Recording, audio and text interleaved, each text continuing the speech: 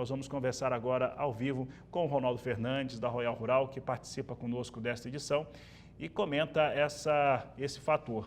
Ronaldo, nós temos visto guerras, né? Guerras, literalmente guerras, também guerra comercial nesses últimos anos, né, que estão presentes pelo mundo. A mais nova foi essa situação entre Israel e Irã. Como é que este fator, em princípio, ele causa para o setor da agricultura, principalmente quando a gente pensa em complexo soja, milho e as suas negociações no cenário internacional? Boa tarde, seja bem-vindo. Boa tarde, Fabiano. Obrigado. São várias frentes que podem impactar a gente. Primeiro, olhando para o lado do petróleo, o petróleo sobe. Por que que o petróleo sobe? Porque o Irã é um grande produtor, cerca de 3 a 4% da produção mundial é de responsabilidade do Irã. A gente viu quando o Biden era presidente, ele tirou os embargos do Irã para tentar aumentar a disponibilidade de petróleo. Depois o Trump acabou voltando. Mas por que isso? Porque petróleo é energia e energia é inflação. Quando você sobe o preço do petróleo, você vai subir o preço de tudo. Você vai subir o preço do plástico, da gasolina e de todos os produtos em consequência. Inclusive, a gente tem os defensivos, que a grande maioria é à base de petróleo. O gás natural tem uma relação com o petróleo para produzir os nitrogenados. E tem também a produção de ureia e outros fertilizantes ali, tanto no Irã quanto em Israel. O Irã e Israel tem uma parcela significativa de exportação de fertilizantes. Então, primeiro você tem o petróleo que faz uma pressão na inflação, e essa pressão inflacionária não deixa os nossos juros caírem, Fabiano.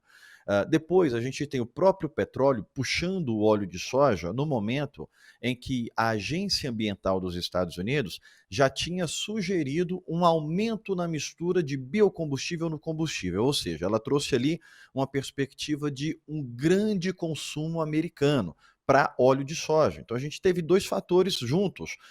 Os Estados Unidos aumentando muito o seu consumo de óleo de soja em meio à alta do petróleo. Isso sobe os nossos custos, isso sobe também o preço do grão de soja. Só que a gente viu sexta-feira e está vendo hoje até que a soja ela está um pouco limitada.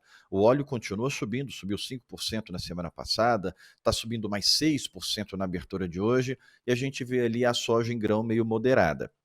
Então, Israel e Irã, eles têm uma relação extremamente importante para o mercado, tanto pelos fertilizantes, tanto pelo petróleo. Pelo petróleo é muito importante porque o Irã controla ali o canal de Hormuz, onde 30 a 40%, a gente já teve ano que 40% de toda a produção mundial passou ali por aquela região, porque está no quintal da OPEP, tem a Arábia Saudita, o Kuwait, outros países que produzem muito petróleo também. Então é de fato muito sensível. Só que, Fabiano, a gente não consegue estimar qual tempo que isso vai levar. Olhando para o lado de Israel, Israel está abertamente, publicamente intencionado a continuar com essa operação por muito tempo. Só que talvez a grande novidade que nós tivemos hoje é o Irã ter sinalizado agora há pouco a tentativa de cessar fogo. E surpreendeu bastante o mercado, porque antes o Irã não tinha aceitado, não queria cessar fogo, iria contra-atacar e também ia levar essa guerra adiante. Só que agora ele viu o tamanho do poder de Israel, e Israel quase que praticamente fechou o espaço aéreo do Irã com bombardeios, com naves e caças, e agora o Irã está mostrando uma tentativa de recuo, Fabiano. Muito bem, Ronaldo. E também teve a informação que Israel conseguiu, aliás, o Irã conseguiu contra-atacar Israel. Israel prometeu de novo um novo ataque. Mas você estava falando a respeito desses fatores e desse corredor que você falou, por onde escoa a produção da OPEP. Se eu não estou enganado, nesta segunda-feira, em alguns dos horários, não sei se já aconteceu, vai acontecer ainda, tem um relatório, né, desses países que pertencem a essa organização. Quando a gente fala de fornecimento de petróleo, pode-se pensar nessa produção iraniana, mas, de certo modo, por conta desse escoamento também nos demais países árabes que estão naquela região e que escoam por esse canal, Ronaldo? A gente pode pensar no mundo inteiro, Fabiano, porque se ele fecha ali o canal de Hormuz, que dá acesso ao Mar de Omã, até a Europa se envolveria. Esse, na verdade, é o grande ponto do conflito. Muito se discute se Irã tem ou não a bomba atômica, e agora esse grande ataque é de fato para destruir as bases nucleares do Irã. só que a gente teve os Estados Unidos negando um tipo de míssil que tem perfuração de bunker.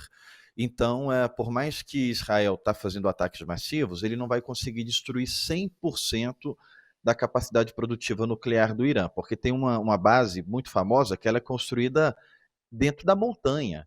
E já é difícil o acesso, ainda mais se o Israel não tiver esses mísseis especiais dos Estados Unidos. Mas uma grande parte, numa velocidade impressionante, dessas bases já foram destruídas. E Israel tem uma estratégia muito inteligente. Ele mirou também os líderes militares e ele também mirou os cientistas nucleares. Então a gente pode dizer que a gente tem 4 dias de guerra, mas nesses 4 dias Israel já destruiu uma grande parcela do programa nuclear do Irã. Então, a gente já pode dizer que o Israel já está meio que bem sucedido. O risco é, o que Israel não conseguiu destruir é suficiente para o Irã montar uma bomba atômica e retalhar com essa bomba atômica, caso a inteligência americana entenda que é possível, a gente vai com certeza ver também o envolvimento dos Estados Unidos direto, não só mandando autorizações, mas mandando caças, mandando mais munição.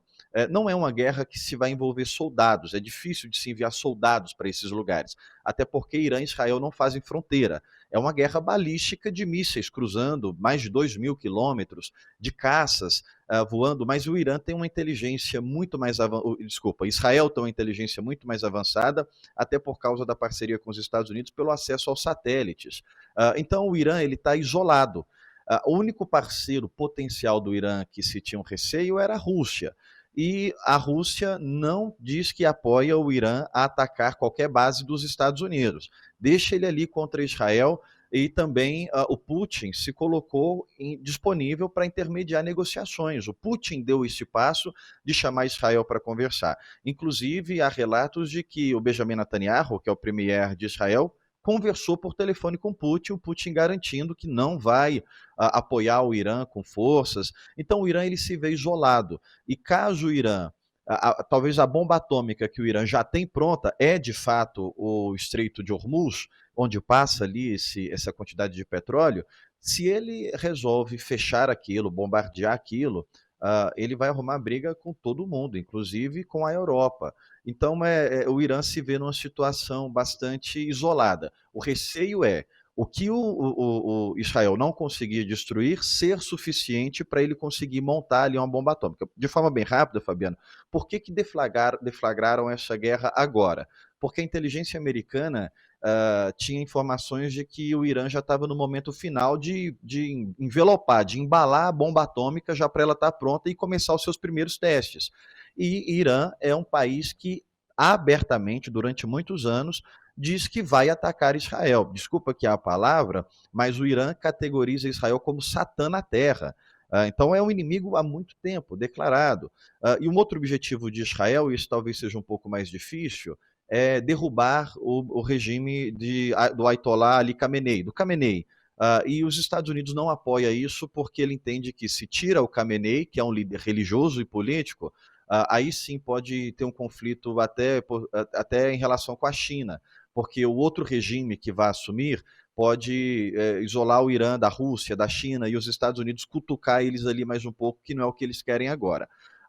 Então o ponto é esse, Israel não vai recuar, o Irã já está dando sinais de pedir cessar-fogo, que não era o que ele queria, ele mudou a postura exatamente agora, um pouco antes da gente entrar aqui para conversar. Isso arrefeceu um pouco o mercado, mas tem um outro ponto importante para eu te devolver. O Irã é o nosso principal importador de milho, e ele pode ficar com as suas instalações de porto comprometidas para receber. Mesmo que esse produto consiga chegar no porto, a região ali ela vai passar por um estresse de seguro. Ninguém vai querer mandar barco para aquela região perto de conflitos. E mesmo que mandem, a energia do país também fica comprometida para esses grãos saírem do porto e serem distribuídos. Então, existe também o risco de comprometer a importação de milho do Brasil, Fabiano. O cenário é bastante complexo, Ronaldo, com essa guerra. E ainda falando dessa guerra e também a decisão lá da Agência Ambiental norte-americana com a proposta, né, de uma produção maior e interna dos Estados Unidos em relação a biodiesel, e aí isso envolve a soja norte-americana, nós tivemos dois fatores ali envolvendo a guerra e essa situação da agência, né, com essa proposta. O fato foi que o óleo de soja chega no melhor patamar dos últimos 20 meses, ou quase 20 meses, em relação às suas negociações. Esse fator que você enxerga agora, causado tanto pelo elemento interno norte-americano, quanto também pela alta do petróleo por conta da guerra, isso, de certo modo, dá uma vazão, uma saída diferente para a soja produzida nos Estados Unidos, ou esse é um fator ainda que está mais distante de ser avaliado? A guerra ainda é um fator muito distante. Por exemplo, a gente teve até a retirada de várias indústrias de precificar a ureia. Por exemplo, não vamos dar preço agora, desde a semana passada e hoje a gente está sem preço porque a gente não sabe o que pode virar. E é de fato, tanto para o produtor tomar a decisão agora, quanto para a indústria que vende, pode dar um tiro muito errado, porque não havia nem sinais de recuo. Esse sinal de recuo do Irã apareceu agora, mas Israel não vai parar. A gente viu o que Israel fez agora com Hamas. É uma estratégia antiga de Israel. Quando ele espera, ele se prepara, mas quando ele vê uma oportunidade de vencer o inimigo, ele aproveita essa oportunidade. A única barreira que Israel tinha contra o Irã era o não dos Estados Unidos. E agora o Trump disse sim, ele vai até o fim, no sentido de eliminar as bases nucleares do Irã. A dúvida é se Israel vai querer continuar a operação para poder derrubar o Khamenei, que não é o que os Estados Unidos querem. Por outro lado, o Fabiano, tem o lado político interno de Israel. O primeiro-ministro Benjamin Netanyahu, ele já enfrentava, antes mesmo da guerra Israel e Hamas, uma pressão popular para que ele renunciasse, e para as eleições ele já não estava aparecendo ali mais como favorito, e muitos analistas políticos entendem que é de interesse dele estender as guerras para que ele permaneça no poder e tente ali reverter essa visão popular. Eu não acredito nisso. Eu não acredito que ele está usando as guerras para permanecer. Pelo contrário, eu acredito que ele está usando essas oportunidades para finalizar os ataques que Israel recebe durante muitos anos. Então ele enfraqueceu os Houthis, ele enfraqueceu o Hezbollah, ele enfraqueceu o Hamas, e agora ele enviou essa oportunidade contra o Irã. Estou dizendo isso porque eu não acredito que isso vai se resolver logo. Todos esses cenários, sobretudo o EPA, dizendo que sugere aumentar a mistura de biodiesel no diesel, me leva a acreditar que a gente pode ver Chicago voltando para casa de 11. Mas a gente tem um fator de campo, o clima nos Estados Unidos sendo muito benéfico. A gente vê o reflexo disso no milho, uma queda impressionante. De toda forma, Fabiano, a gente tem ainda no dia 9 de julho elementos importantes para a soja. No dia 9 de julho é a data final para sair um acordo com a China e com a Europa, e essa sugestão da Agência Ambiental Americana de aumentar os biodiesels, a mistura, não está definida. Eles precisam de ter uma audiência pública. E essa audiência pública também vai acontecer no dia 9 de julho. É muita soja. Caso seja aprovado isso que eles colocaram agora, o aumento é gigantesco de consumo de soja nos Estados Unidos. A base, se aumentar pouco, é 9 milhões de toneladas. A gente está falando de um salto. Então, muitas pessoas começam a acreditar que isso pode não ser aprovado no dia 9 de julho. Então, a gente vai ter um mercado que vai tentar precificar parte disso, e já precificou, jogando a soja ali para 10,7, mas vai esperar pelo menos até o mês que vem, tanto para fertilizantes quanto para o preço da soja em Chicago, Fabiano. Ronaldo, para encerrar, vou fazer uma pergunta, porque isso foi dúvida durante o dia de hoje na redação, principalmente em relação a nitrogenados, a ureia, importação brasileira e de qualquer outro país que demanda, né, esse tipo de produto. O Brasil fica com maior dificuldade por conta da dependência desse produto importado. Como é que fica essa relação no seu entendimento, Ronaldo? Bom, os índices que soltaram soja, petróleo, gás natural, toda a relação ali dos nossos fertilizantes estouraram, subiram vertiginosamente. Então, aquele produtor que não fechou ainda o seu custo, ele realmente está muito preocupado agora. Mas, como eu disse, Fabiano, o mercado está esperando para poder ver o que de fato pode acontecer. Instalações de petróleo já foram atingidas, bases portuárias de exportações, né, obviamente já foram atingidas, mas não parece ser esse o objetivo de Israel, destruir todo o processo produtivo do Irã, até porque existe esse receio do próprio Estados Unidos. Olha, Israel, cuidado onde se ataca, porque senão vai bater na inflação, e a inflação é o principal problema do Trump. Tanto que hoje a gente já está vendo uma correção enorme desses preços. Então, não é ainda um cenário que a gente consegue dizer. Os custos estão altos e vão permanecer altos, os custos ainda não foram precificados e vão cair. É importante, eu diria, para o produtor que a gente teve uma forte alta. Nesses dias que a gente teve as correções, é importante estar procurando alguma trava. Agora não adianta, hoje, porque essas indústrias retiraram os preços. Mas à medida que a gente tiver correção de baixa, porque vão ter, em guerra se acontece todos os movimentos, mas à medida que estiverem essas correções de baixas, é importante vir buscando para ir travando, porque o cenário a longo prazo é extremamente incerto, Fabiano.